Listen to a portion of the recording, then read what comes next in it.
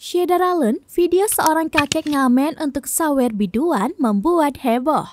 Video kakek yang ngamen untuk nyawer biduan itu diunggah oleh sejumlah akun media sosial, diantaranya Instagram @andreli_48. Dalam video itu terlihat seorang kakek yang menari di atas panggung bersama seorang penyanyi dangdut.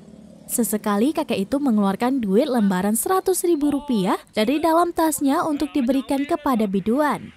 Penonton yang melihat hal itu pun terdengar histeris. Namun ternyata kakek itu menghasilkan uang tersebut dari ngamen di jalan raya. Video lainnya saat kakek itu diamankan oleh petugas Satpol PP juga diunggah akun tersebut. Dalam video itu terlihat si kakek tengah diinterogasi oleh anggota Satpol PP. Bahkan saat diamankan, anggota Satpol PP menemukan catatan rekap hutang warga. Selain digunakan untuk nyawer biduan, uang hasil ngamen juga dihutangkan kepada warga dengan bunga. Petugas juga menunjukkan catatan rekap hutang warga kepada kakek tersebut. Dari keterangan pengunggah, kakek itu diamankan di lampu merah Keraksaan Wetan, Kecamatan Keraksaan, Probolinggo, Jawa Timur pada Selasa 2 Agustus 2022. Tidak hanya itu, video sang kakek saat ngamen di pinggir jalan juga diunggah. Dalam video itu, sang kakek mendatangi sejumlah kendaraan di lampu merah. Kemudian, ia hanya tepuk tangan sambil bernyanyi. Dari keterangan pengunggah, kakek tersebut sudah pernah terjaring razia Satpol PP.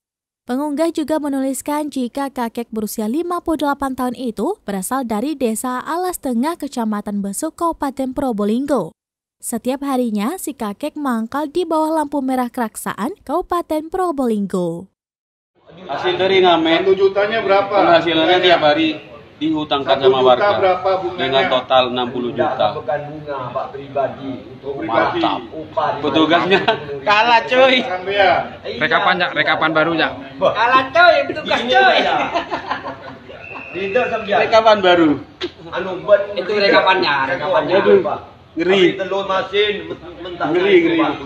Dengan balai, Pak. Sangat ngeri.